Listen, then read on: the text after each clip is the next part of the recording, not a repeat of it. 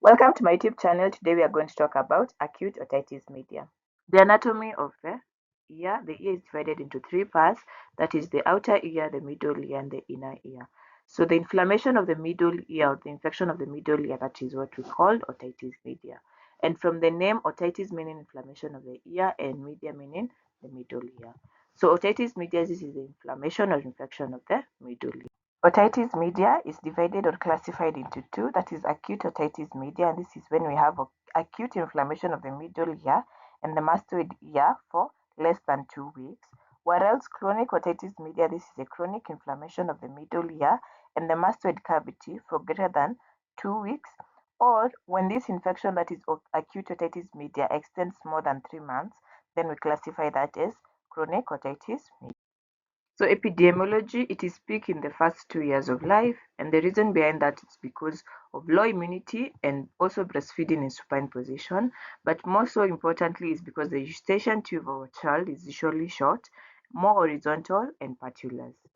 So 50% of the children in 1 year of age will have at least one episode of otitis media.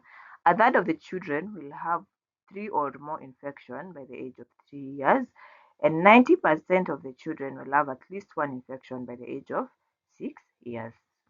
So the risk factors of acute otitis media include craniofacial abnormalities such as cleft palate, Down syndrome, passive smoking, this is in adults, low socioeconomic status, overcrowding, and formation. So the etiology of otitis media, we grouped otitis media as acute and chronic.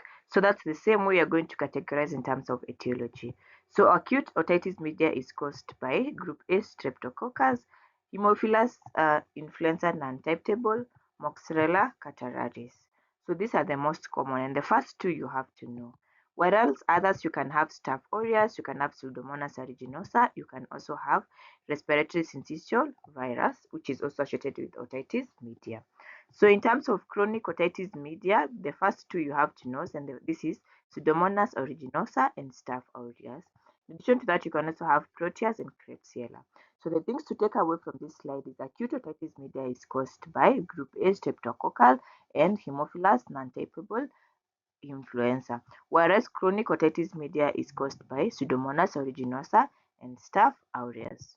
So the pathogenesis of acute otitis media, and the first one, it usually starts by an upper respiratory tract infection. So the patient will come in with an history of upper respiratory tract infection, and then afterwards will lead to the blockage of eustachian tube, and then after blockage of eustachian tube, this will cause accumulation, and because remember this is an infection, accumulation of fluid in the middle ear and ascension of bacteria through the eustachian tube. So afterwards, this is what we are meaning by the accumulation of fluid. As you can see, posterior to this or behind this eustachian tube, there's accumulation of fluid behind it. In addition to that, you will have the suppuration of this fluid in the middle ear. Suppuration means it becomes just pus, and then later you can have resolution of that fluid or resolution of that infection or inflammation that can lead to complication. And one of the complication is you can have perforation because this is kind of distant. You are pushing the ear, you are pushing the eardrum into the external ear. So that pushing, it will number one cause pain. That pushing can result to a complication, that is the perforation of the eardrum, and when it perforates, then this is now when you're going to have evidence of otorrhea, that is fluid discharge from the outer ear. So this is what we mean, number one. So this is an eardrum that has perforated, and you can see the suppuration of the fluid and the discharge. So the stages of acute otitis media, if you have understood for the physiology of acute otitis media, then this will be very easy for you. So the first one is the stage of tubal occlusion, and this we have edema in the aperinema of the nasal end of the eustachian tube, and this will cause reduced hearing and less marked otorrhea. And then the next we are going to have pre-suppuration stage, and this is when you have inflammatory exudate into the middle here, and you will have marked ear pain and high fevers, and the child will be very reckless. And the reason behind this, because we have already inflammation and exudate, that is fluid in the middle here, this will push this eardrum. Like for example, you can see the bulging of the eardrum. That pushing of the or bulging of the eardrum usually causes a lot of pain. The high fevers will be caused by the infection, and the child being reckless will be caused by that pain. So we go to the suppuration the stage of spiration, and this is the pus accumulation in the middle here. And as we have said, we are going to have excruciating ear pain and high fevers. And later now we will go to resolution or complication. So that inflammation or infection can resolve, and just it resolving and nothing will happen, or it can go to complication. And in terms of complication, you're going to have perforation of the eardrum. And when it perforates, what is going to come out? That fluid or that pus is going to come out. So in terms of in clinical presentation, you're going to have otorrhea. So tympanic perforation. So when it perforates and the pain was being caused by this purging or the pushing of the tympanic membrane, then the pain is going to subside. So the perforation of tympanic membrane, pain subside, and you're going to have pus discharge. If you understood the pathophysiology, then this will be a very easy thing for you. So the clinical presentation, we have otorrhea for those above 2 years, and this otorrhea, as just mentioned, it will result with perforation.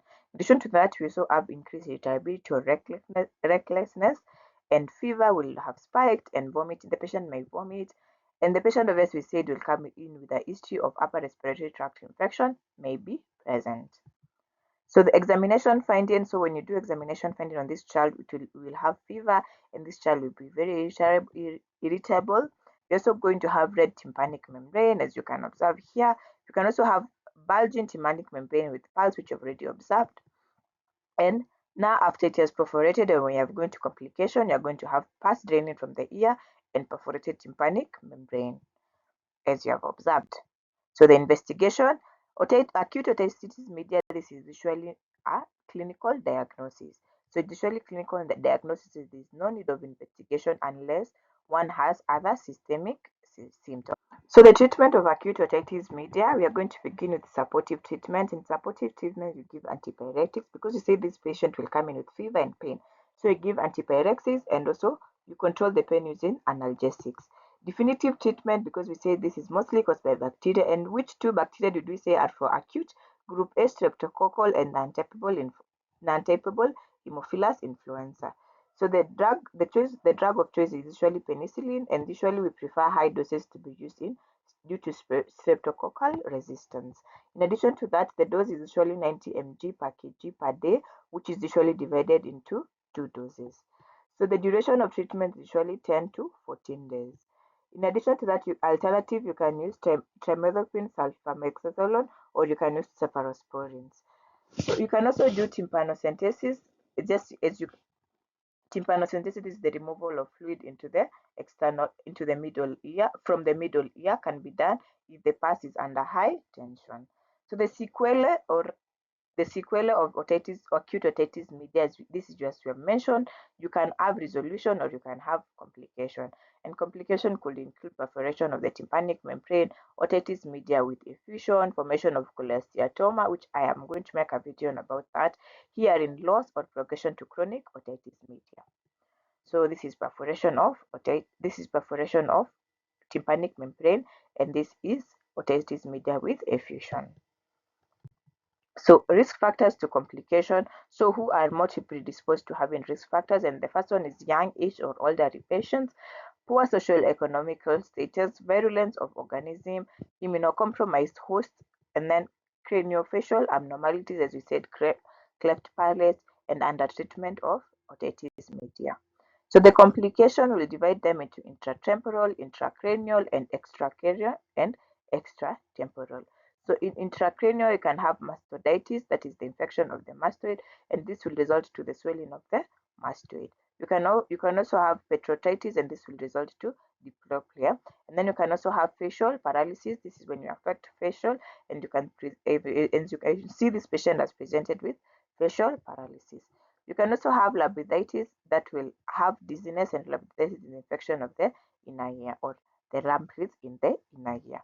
So intracranial, mostly this will be abscesses, and you can have extradural abscesses, subdural abscesses, brain abscesses, meningitis, that is the inflammation of the meninges, lateral sinus thromboblitis, and otitis hydrocephalus. So as you can see, these are images. Is a CT scan showing us about an abscess. In addition to that, this is an brain abscess, this is an subdural abscess. So extracranial and extratemporal, you can have neck abscesses, that is centrally abscess and basal abscess. Systemic, we can have systemic infection through aseptic